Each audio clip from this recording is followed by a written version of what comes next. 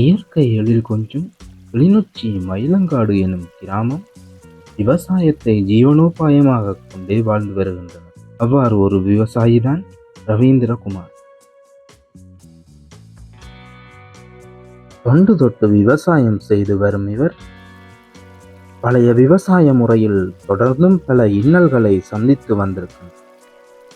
இதனைத் தொடர்ந்து நவீன விவசாயத்திற்கு மாறுகின்றார். எனது பேர் ரவீந்திரகுமார். நான் வந்து மகளங்காடு கமக்காரன் இருக்க கமக்காரன் தலைவராக இருக்கிறேன். விவசாயம் இருக்கிறேன். நான் ஒரு 30 வருஷமாக விவசாயத்தில் வரேன். பல நோய் தாக்கங்களாலும் அதிக மழைவீழ்ச்சி காரணமாகவும் அழிந்த விவசாய நிலங்களுக்கு மத்தியில் இவருடைய விவசாயம் மற்றும் வெற்றியடைய காரணம் என்ன? இந்த விவசாயியின் வெற்றிக்கு பின்னால் விவசாய திணைக்களத்தின் ஆலோசனை, இந்திரா குழுமத்தின் நவீன விவசாயத்தின் ஆலோசனை மற்றும் நவீன இயந்திரங்களை அறிமுகப்படுத்தியன, கொமர்ஷியல் வங்கியின் நிதியுதவி இதை வெற்றிகரமாக செய்ய முடிந்துள்ளது. இந்த போகம் வந்து கொமர்ஷியல் வங்கியும் கிளிநொச்சி விவசாய பீடமும் வந்து 10 ஏக்கர் நாட்டு நடவு செய்திருந்தான். நவீன விவசாயம் பற்றி விவரிக்கிறார் இந்திரா குழுமத்தின் செயற்பாட்டாளர். வணக்கம். நாங்கள் இந்திரா குழுமம் விவசாய பீடம் வரைக்கும் படித்து முதுமானி பட்டதாரியாக எங்களோட இருக்கிற எல்லா டீமும் விவசாய பீடம் விவசாய கற்கை நெறியில் இளங்கலையோ இல்லாட்டி முதுகலையோ இல்லாட்டி பேசிக் NVQS லெவல் சர்டிஃபிகேட் ஆகுது எங்களோட வேலை செய்வோம். மூண்ட பிரச்சனை ஏதாவது நாங்கள் தீர்வு தரோம். இங்கே என்ன சமூகத்தில் பெரிய பிரச்சனையாக இருக்குன்னு கேட்டால் நெல் செய்க லாபகரமாக இல்லை. ஃபினான்சியல் மினிஸ்டர் சொல்கிறார், நீங்கள் நெல் செய்கிறத நிப்பாட்டினீங்கன்னா இப்போ முடிகிற காசை விட குறைஞ்ச காசுக்கு நான் அரிசி இறக்குமதி செய்கிறேன் சொல்கிறேன். அது உண்மை. விவசாயிகளுக்கு அது கோபம் வந்தாலும் முதல் கேட்க எனக்கும் கோபம் வந்தது. ஆனால் அதுதான் உண்மை. இலங்கையில் நெல் பயிர் செய்ய லாபகரமாக இல்லை. நெல் செய்ய இலங்கையில் ஓட்டப்படுது, தானா ஓடையில். ஏனன்றதுக்கு காரணங்களை தேடிக்கொண்டு போய்கள தான் எங்களுக்கு சில விஷயங்கள் தெரியப்பட்டது. நாங்கள் பிள்ளையான முறையில் விவசாயம் செய்யறோம். பிள்ளையான முறையில் விவசாயம் செய்கிறோம்னு சொன்னால் லாபம் எங்களுக்கு வராது, வேற யாருக்கு தான் போகும். சரியான முறையை பாவிக்கக்குள்ள எங்களுக்கு செலவு குறைஞ்சு, காஸ்ட் ஆஃப் ப்ரொடக்ஷன் உற்பத்தி செலவு குறைஞ்சு லாபம் அதிகரித்து விவசாயியும் நல்லா இருக்கணும், அரசாங்கமும் நல்லா இருக்கணும், வாங்கி சாப்பிட்றவரை நல்லா இருக்கும். இதுல பாருங்க, இப்ப இருக்கிற பிசினஸ் மாடல்ல எக்ஸிஸ்டிங் பிசினஸ் மாடல் எப்படி இருக்குன்ற வியாபார மாதிரி வாங்கி சாப்பிட்றவரும் நல்லா இல்லை. அவர் வருத்தத்துல கிடக்கிறார். அடிக்கிற கெமிக்கலுக்கு அவர் விளைகிறார் வேலைக்கு. விவசாயி நல்லா இருக்கிறாருன்னு பார்த்தா இவ்வளவு கெமிக்கலை மடிச்சு சரி அவராச்சும் நல்லா இருக்கிறாருன்னு பார்த்தா அவரும் நல்லா இல்லை. அவர் அதை விட பெரிய பிரச்சனையில இருக்காரு. அவருக்கு அது பரவாயில்ல, உடம்பெல்லாம் பெருத்தா, இவருக்கு மூளை எல்லாம் மனசுல எல்லாம் பெருத்தா என்ற லாபத்தை காணேன். சரி இவ்வளோத்தையும் முடிச்சு அரசாங்கம் நல்லா இருக்கான்னு பார்த்தா விவசாயி நல்லா இருக்கணும்னு சொல்லி ஏகப்பட்ட பில்லியன் டாலர்களை இவங்களுக்கு மானியமாக கொடுத்துட்டு அரசாங்கமும் நல்லா இல்லை. இதில் வந்து ஆரம்பத்தில் இந்த பிரச்சனைகள் எதிர்கொண்டிருந்தாலும் குறிப்பாக நாற்று நட்டு ஒரு 10 நாளுக்கு தொடர்ச்சியான மழை வீழ்ச்சி காரணமாக நாற்று நட்ட பயிர்கள் எல்லாமே தண்ணியில் மூழ்கி இருக்கிறது. அப்போ இதை லாபகரமாக செய்யணும்னு சொன்னால் என்ன செய்யணும்னா இந்த பயிர் செய்ய முறையை மாற்றணும். நாங்கள் உலகத்துல தேடணும் வேற என்ன முறையில லாபகரமா அந்தந்த நாடுகள் விவசாயம் செய்யும்.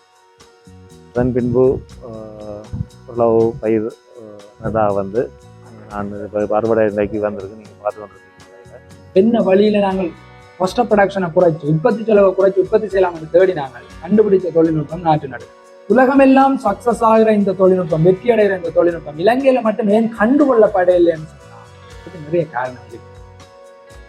இதை கொண்டு வந்து அறிமுகப்படுத்தின விதம் பிள்ளையோ, அல்லது விவசாயிகளுக்கு அது பற்றின ஆர்வம் இல்லாமையோ, அல்லது விவசாயிகள் இது வேலை கூட என்று நினைச்சதோ, இல்லாட்டி இதுக்கு பின்னால வேற ஏதாவது ஹிடன் அஜெண்டாக்கள் மறைக்கப்பட்டது இருக்கலாம். இலங்கை மக்கள் இதை பயன்படுத்திடவே கூடாது, பயன்படுத்தினா எங்கிட்ட கெமிக்கல் வியாபாரம், எங்கிட்ட உர வியாபாரம் எல்லாம் அடிபட்டு போயிடும். இன்றைக்கு ரவீந்திரன் என்ன சொல்ல நீங்கள் இதை நாங்கள் எதிர்கொண்ட பிரச்சனை வந்து லெவல் எடுக்கவே கொஞ்சம் கஷ்டமான விஷயம். ஏன்னா கட்டாயம் இதில் நாட்டு நடுகையில் வந்து லெவலிங்கிறது வந்து மிக முக்கியமானது. ஏன்னா தண்ணி குறைண்டா பயிர் மட்டம் பறிக்காது, அழுக பார்க்கும். தண்ணி குறைவாண்டு காய்வினைக்கு வந்தேன்டா கூரைகள் மற்ற புல்லுகளும் முளைக்கும். அதனால் நீர் முகாமைத்துவம் வந்து வயல் லெவலிங் வந்து கட்டாயம் நல்லா இருந்தால் விளைச்சலாக இருக்கும். பழமையாக 10 ஏக்கர் இருந்தால் நான் 6 அந்த பசலை படி 3 தினம் பசலை போடுறேன் நான் வயலுக்கு. இந்த வயலுக்கு வந்து நீங்கள் பார்த்தீங்கன்னா எந்த ஒரு இதுவும் இல்லை, நெட்டந்தர் பசலையோட இந்த பசலை வந்து நிறைவு பெற்றிருக்கு. ஆனால் விளைச்சல் வந்து எந்த மாற்றம் இல்லை. 18 உரம் போடுற வயல்ல நான் 8 உரம் தான் போட்டுருக்கேன். 10 உரம் காசு மிச்சம். ஸோ இந்த விஷயங்கள் எல்லாம் யாருக்கு ஒரு ஆளுக்கு பிடிக்க இல்லைன்னா அவே இந்த வேலையாக இருக்கலாம். இதில் வந்து இந்த பசலை பிரயோகத்தில் 10 பசலை எனக்கு மிஞ்சினபடியாக இதில் 1 லட்சம் ரூபா அதில் எனக்கு லாபம் இருந்தது. அதை விட விதநெல் வந்து பார்த்தீங்கன்னா நான் இதுக்கு வேண்டி வச்சிருந்த வீசி உதைப்புக்கு வேண்டி வச்சிருந்த விதநெல் 200 கிலோவை நாட்டு எடையை கொடுத்துட்டு மிச்ச நெல்லை நான் 6 கிலோ விவசாயி கேட்டிருக்கேன். அந்த நெல்லை நான் கொடுத்துருந்தேன். அதில் எனக்கு 1 லட்சம் ரூபா அந்த நெல் மிச்ச நெல்லை வித்தில் 1 லட்சம் வந்தது. அப்போ 2 லட்சம் ரூபா அதில் எனக்கு மீதமாக இருந்தது. அதை விட இந்த முறை சரியான தத்தியின் தாக்கம் மற்ற வயலில் இருந்த போது இந்த வயலில் எனக்கு தத்தி தாக்கம் இல்லை. ஆனால் மடிச்சு கட்டி வந்து ஒரு கடும் பச்சையாக இருந்தபடியாக 2 பயிரெலாம் தான் போட்டோன்னா அப்பயும் அது கடும் பச்சையாக இருந்தபடியாக ஒரு மருந்தரிசி மடிச்சு கட்டிக்கு. இதோட இந்த மருந்தரிப்பு செலவில்லை. இதில் இப்போ விவசாய கிராமம் வந்து இதில் ஒரு 75 புசல் மறுபடி எதிர்பார்த்துருக்குறாங்க.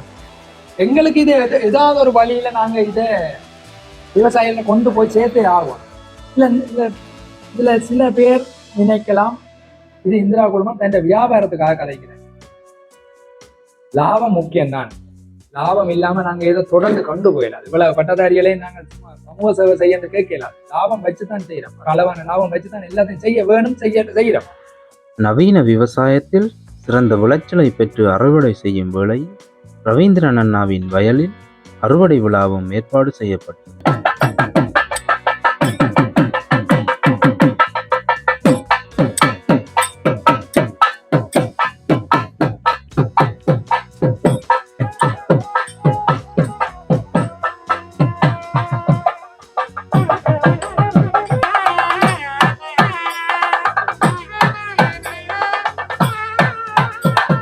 மங்கள வாத்தியங்கள் முழங்க நமது பாரம்பரிய முறைப்படி கையால் அறிவு வெட்டிய நெல்லை உரலில் குற்றி அரிசியாக்கி பொங்கல் பானையில் பொங்கப்பட்டது.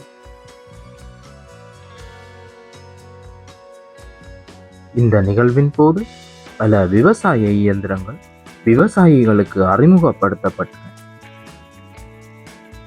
வணக்கம், நான் வந்து ரந்தீப் ஆக்டரியன் கம்பெனியிலிருந்து. இந்த மிஷின் வந்து 240 என்றது LF 240 என்ற மிஷின்.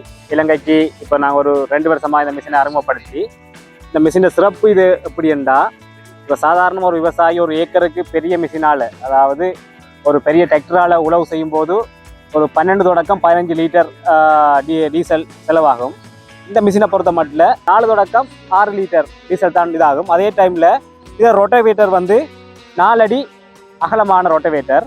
அதே டைமில் ஒரு நாளைக்கு கிட்டத்தட்ட 5 தொடக்கம் 7 ஏக்கர் மட்டில் ஒரு நாளைக்கு உழவு செய்யலாம். இதுக்கு லீசிங் வசதி எல்லாம் எங்களால் செய்து தரப்படும்.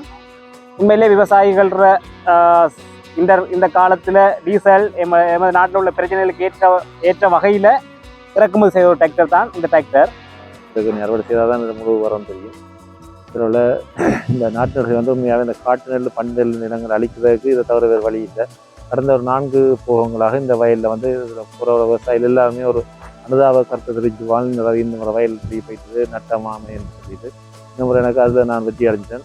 இந்த தொழில்நுட்பம் தமிழ்நாட்டில் நான் பார்த்த அளவில் வெற்றி அளிச்சிருக்கு. எப்படி ஒரு மாடல் ஏண்டா இதே ஒரு மாடல் தான். ஒருத்தர் நாட்டு போட்டு கொடுக்குறாரு, இன்னொருத்தர் அங்கே மெஷின் வச்சிருக்கிறார். அவரும் இவரும் லிங்கில் இருக்கிறார். இல்லாட்டி விவசாயி 2 பேரோட தொடர்பில் இருக்கிறார். அவருக்கு மடிச்சு இவருக்கு மடிச்சு விடுவார். இவர் நாட்டு கொண்டு வருவார், அவர் மிஷின் கொண்டு வருவார். நட்டுட்டு வெளியில போய் இல்லாட்டி விவசாயி நாட்டு போடுறார், மெஷின் வச்சுட்டு வர கூப்பிடுறேன். இல்லை ஒரு காட்டுநெல்ல பண்டில் இல்லாமனால நான் இந்த வயலில் இருந்திருக்கேன். உங்களோட வயல்லையும் நிறைய பேர்த்த வயலில் வந்து காட்டு நெல் பண்டில் பரவலாக காணப்படுது. அதை அழிக்கும்னு சொன்னீங்கன்னா நான் பல முயற்சி எடுத்து தான் கடைசியில் நாட்டு நடைக்கு வந்தேன். நீங்கள் எடுக்கிற முயற்சியெல்லாம் வீணான முயற்சியாக இருக்குது. நாட்டு நடை ஒன்று தான் அது தீர்வு. நம்ம 102 ஏக்கர் நட்டுருக்க மரமான கிளிநொச்சியில் மட்டும் 67 ஏக்கர், யாழ்ப்பாணத்தில் 18 ஏக்கர், கன்னி விளாங்குளத்தில் ஒரு 5 ஏக்கர், மன்னாரில் ஒரு 20 ஏக்கர் என்ன இருக்குது. அப்ப இப்படி எல்லாம் நாங்கள் நட்டு வெற்றி அளிச்சுட்டு தொழில்நுட்பம் என்றதால இந்த நிறைய விவசாயிகள் அதில் பார்த்து பாசிட்டிவா கழிச்சு கொண்டு போனது சாதகமான முறை. நாட்டு நட்டு இடையில வர களைகளையும் புல்லுகளையும் வந்து வீடுதால போட்டு அடிச்சிங்கன்னா உங்களுக்கு அந்த காட்டு நெல் பண்ணு இல்லாமல் போயிடும். நாங்கள் அவங்களுக்கு பழக்கிறோம், நாட்டு போட பழக்கிறோம். நாட்டு போடுதல் தான் மிகப்பெரிய தொழில்நுட்பம். நாற்று போட பழக்கிறோம், நட பழக்கிறோம், எல்லாத்துக்கும் சர்டிபிகேட் தான். இவங்களை எல்லாம் சர்டிபிகேட் ப்ரோக்ராம்லாம் தெரியும். கிளிச்சி மாவட்டத்தில் காட்டு நெல் கொஞ்சம் அழிக்கோண்டா தொடர்ச்சியாக நீங்கள் நாட்டு நடை மாறத்தான் வேணும். அதில் விளைச்சல் நீங்கள் எதிர்பார்க்குற 100 கிலோ 120 கிலோ வராட்டியும் செலவை குறைச்சி கொண்டு இதில் பன்னீர் இல்லாமல் பார்க்கலாம். எல்லா பக்கத்தாலையும் நாங்கள் உங்களுக்கு ஹெல்ப் பண்ணலாம். ஒற்று போகிறதுக்கு நீங்கள் இந்த ப்ராஜெக்டுகளால் கொண்டு போங்க. அடுத்த போக நீங்கள் செய்யலாம். நீங்கள் செய்யலாம். எப்போ ஒரு எங்கள்கிட்ட சின்ன விவசாயி, ஒரு சிங்கிள் விவசாயி, ஒரு தனி விவசாயி இந்த டிரான்ஸ்பிளான்டர் மெஷினை டிராக்டர் வாங்குற மாதிரி காசுக்கோ லீஸுக்கோ வாங்குறானோ அந்த ஆண்டு நாங்கள் வெற்றி அடைஞ்சு வந்து ஃபீல் பண்ணுறோம். அப்போதான் இந்த தொழில்நுட்பம் அவங்ககிட்ட போய் சேர்ந்துருக்கின்ற திருப்தி எங்களுக்கு வரும். மட்டக்களப்பில் இது எங்களுக்கு ஒரு கொஞ்சம் கிடைச்சது. அங்கே ஒரு விவசாயி ஒரு மெஷின் வாங்கினேன், எங்களுடைய சேர்ந்து அதை வாங்கினேன், பத்தலை எங்களுக்கு. இங்கே வடக்கோ கிழக்கோ அல்லது இலங்கையில் எந்த பகுதியிலையோ இந்த மெஷின் காணாமல் வந்து ஏபிசிலையும் டிபார்ட்மெண்ட் ஆஃப் அக்ரிகல்ச்சர்ல நிற்கிற மெஷின் சீசனுக்கு காணாமல், ஏன் நாங்கள் வெட்டி மிஷின் வாங்குறோம், சீசனுக்கு காணாம வாங்குறோம். அதே போல காணாமல் வந்து இந்த மெஷினை யாராவது ஒரு ஆள் எங்களை கூட வாங்குற நாள் எங்க பொண்ணாங்க. இந்த நாளுக்காக வெயிட் பண்றோம். இந்த நாள் வரைக்கும் ஓடுவோம். வயலை பார்த்து நீங்கள் ஒற்று பயிர் விளைய இல்லை. பக்கத்து வயலில் எல்லாம் விழுந்து போய் கிடையாது. பக்கத்து வயல் கதிர் வராமல் கிடையாது, வெள்ளம் வாங்கி பயிர் விழாம கிடையாது. ஆனால் இந்த வயல் நிற்கிது. நெல்லும் நாங்கள் எல்லா இனங்களும் ஒற்று இனமும் விளைய. ரகசியம் என்னென்று அதில் இன்னும் ஒரு வீடியோலையும் கொடுத்துருக்குறேன். அது ஒரு கிட்டத்தட்ட ஒரு அடியை பிடிச்சி நெல்லுமெண்டா நீங்க கொடுங்க வாப்பா. தண்ணி ஒரு ஆளா ஒரு அடியை பிடிச்சி ஒரு உள்ளு வேலை நீங்க எடுத்துருங்க வாப்பா. நெல்லை கலஞ்ச் பண்ணாம வரைக்கும் எடுக்க மாட்டேன். அவ்வளவு வேர் ரூட்ஸ் ஒன் டெவலப் பண்ணி 10 பிடிச்சி வச்சிருக்கேன். நீங்க ஒரு நாட்டு நாடுதல் அடி அந்த ஹில்ல பிடிச்சி தூக்கி எடுத்தீங்கன்னா கிட்டத்தட்ட ஒரு 28-30 கிலோ மண்ணோட அது வரும். அவ்வளவு தூரம் அது ரூட் சிஸ்டம் டெவலப் பண்ணியிருக்கு வேர் தொகுதி. அதால அது அந்த மழைக்கும் புயலுக்கும் வெள்ளத்துக்கும் விழ விடாம வச்சிருக்கு. நல்ல நெல்லினங்களை தேர்ந்தெடுக்கிறதும் காலநிலைக்கு சீரமைவான முறை. இதுல நிறைய பேருக்கு எனக்கு தண்ணி இல்லை, நாங்க வளமையா பொழுது இல்லான்னு போடுற நாங்கள் என்று சொல்ற ஆட்களுக்கு இன்னும் ஒரு தீர்வு இருக்குது. நீங்கள் வரியில விதையிடு கருவியால டிராக்டராலே போடலாம். அது ஒரு நாளே 10 ஏக்கர் போடலாம். ஒரு டிராக்டர் எங்கள்ட்ட விதையிடு கருவி இருக்கு, நீங்க வாடகை எடுத்து வந்து போகலாம். இல்லாட்டி நாங்கள் அதை போட்டு கொடுக்குறோம். ஒரு ஏக்கருக்கு 8000 ரூபா காசு, டிரான்ஸ்போர்ட் 6000 பிளஸ் டிரான்ஸ்போர்ட் 2000 போட்டு கொடுக்குறதுக்கு 6000 அல்லது 7000 1000 சொல்லி ஒட்டுமொத்தமாக ஏக்கருக்கு உங்களுக்கு 8000 ரூபா முடியும். நாங்கள் போட்டே கொடுத்து வரோம். இதனெல்லாம் தந்தா சரி போட்டு கொடுத்துருவோம். அது ஒரு பெய்ட் சர்வீஸ் மட்டும்தான். அதில் மற்ற உற்பத்தியாளர் தொழில்நுட்பங்கள் இருக்கு, நாங்கள் தான் தேடுறே இல்லை. இலங்கையில இல்லை, உலகத்திலேயே விவசாயி முன்னேறணும்ட்டா விவசாயி விஞ்ஞானி மாதிரி யோசிக்கணும். நல்ல இனங்களையும் நாங்கள் தேடிக்கொண்டோம். இந்த வீடியோ பார்த்துட்டு இருக்கிற யார்கிட்டையாவது கருப்பு கவுனி, மாப்பிள்ளை சம்பா போன்ற இந்திய வர்க்கங்கள் இல்லாட்டி H4 சொல்ற இந்திய குளத்துக்குள்ள விதைக்கிற ஒரு நெல்லினம் அறியப்பட்ட அந்த H4 நெல் ஏதாவது எங்களுக்கு நம்பர் போடுவார். இதுல எங்களுக்கு தொடர்பு வாங்க. அல்ல ரன்மைந்தனோட சொன்னாலும் சரி, அவர் எங்களுக்கு சொல்லுவார். விவசாயம் என்று செய்ய வெளிக்கிட்ட வந்த பிறகு அவர் விவசாயத்தை பற்றி படிக்காம விட்டது வெறும் பிள்ளை. அது தேசத்துருவோம். கட்டாயம் படிச்சிருப்பான், கணக்கு எழுதியிருப்பான். ஒவ்வொரு போகும் எத்தனை ஆயிரம் ரூபாயை அவர் வெளிநாட்டுக்கு இழக்கிறார். அவர் கூட இந்த நாடு வெளிநாட்டுக்கு தொடர் அந்நியத்தில் அவருக்கு தெரிஞ்சிருப்பான். சும்மா சொல்றேன், ஒரு ஏக்கர்ல 20,000 ரூபாய் லாபத்தை மினிமம் எடுத்துக்கொள்ளும். 3 மாதம் இந்த நாடு 35,000-40,000 காசை டாலரா வெளியில இழந்தோம். ஒரு விவசாயி 20,000 ரூபாய் ஏக்கர் குலைக்கணும். நாடு 35,000-40,000 காசு வெளியில இழக்கும். இது நல்ல வியாபாரம் மாதிரியான நினைக்கிறேன். நல்ல பிசினஸ் முதல்ல இல்லை. கற்றுக்கொள்வோம், மாற்றலாம், மாறுவோம்.